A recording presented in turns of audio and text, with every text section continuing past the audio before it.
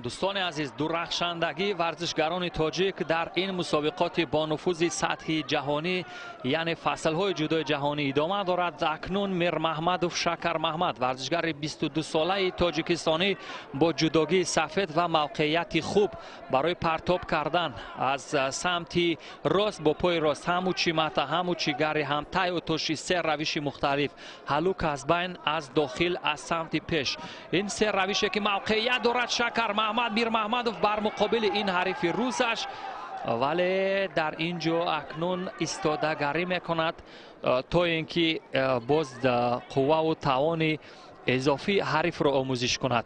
به هر حال ورزشگر سنگین وزن روس نسبت به ورزشگر ما وزنش زیادتر است، از این خاطر بود که شکر محمد میر محمدوف نتوانست که بر مقابل او پرتاب را به انجام بدهد.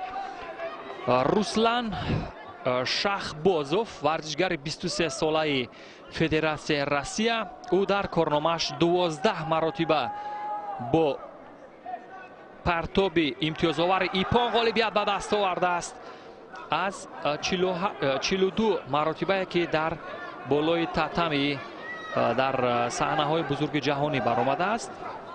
و شکر محمد میر محمدوف ورزشگر تاجیکستان باشد از 20 رقابت در سطح جهانی 5 بار با امتیاز ایپان غالبیت به دست آورده است و دستاوردهای شکر محمد میر محمدوف برای ما نیز آشنا هست. در مسابقات قطعوی در چمپیونات آسیا برنده مدال برنجی هست، ولی بیشتر در اینجا توجه به آن میکنیم که شکر محمد میر محمدوف علاقه کاری دستانش خوب است و روشی که با تکنیکای پایها اجرا کرده شود چندان برای پرتاب کردن موافق نیست. اکنون مسافه را باید نزدیک کند. این مسافه دوری که اختیار کرده است از سوی شکر محمد میر محمدوف است.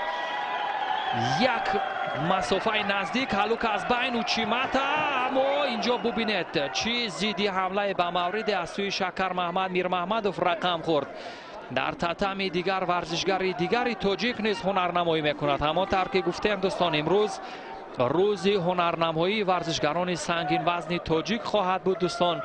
از این لحاظ ما چون در یک فرصت بعضی از رقابت هایی که در یک وقت و ساعت جریان میگیرند ما یعنی یک توی آن را منظور شما میکنه. فعلا شکر محمد میر محمدوف 1 دقیقه و 15 ثانیه دیگر امکان دارد در مقابل این حریفش از فدراسیون روسیه آن روش های پرتابی جذاب را برای حریفش بکشد و غالبیت به دست بیارد. با سبب کمکاری ابتدا با ورزشگری ما شیدو پیشنهاد می شود، هرچند او چند مرتبه کوشش کرد ولی احتمال می رود که گریختن از اصول های پرتابی حریف باعث به آن گردید که شکر محمد میر محمدوف یک شیدو بگیرد. نباید از روش هایی که حریف خود را نزدیک می کند و اصول های پرتابی را در مد نظر دارد از آنها راهی گریز جست. به هر حال در مقابل نزدیک شدن حریف در مسافه میانه خو نزدیک باید عمل کرده را به سامان رساند. باز با سبب کمکاری به هر دو ورزشگر شیدو میدهند.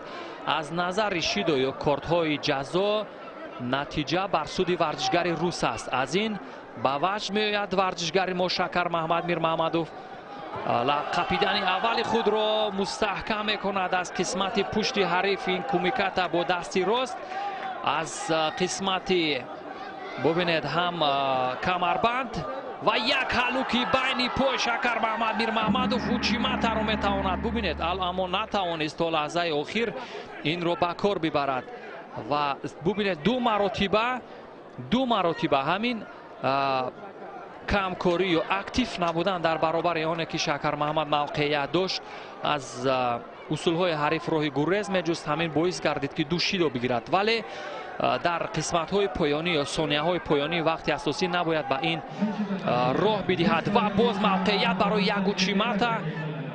ببینید هم این هلوکی بین پا یک روش یا اصول سر استعمال که هست فورا آن را اجرا میکند اما تا به آخر نمیرساند. این از آن گواه یا دلالت میدهد که حریف او نسبت به او سنگین وزن‌تر هست و یک عملکرد ضربه آیی از سوی ورزشگر فدراسیون روسیه وقتی اساسی به انجام میرسد دوستان.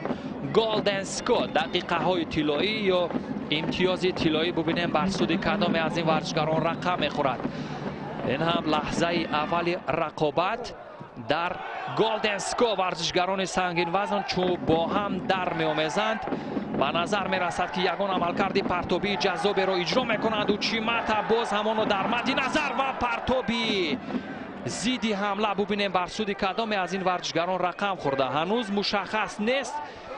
بله بر سود ورزشگر فدراسیون روسیه بالاخره این پرتاب رقم میخورد دوستان و شکر محمد میر محمدوف از دور رقابت ها حذف خواهد شد. هرچند زیدی حمله به مورد هم شکر محمد میر محمدوف داشت. شکر محمد میر محمدوف که یکی از مربیان شناخته روس ولادیمیر یلچرینوف را تمرین می‌دهد.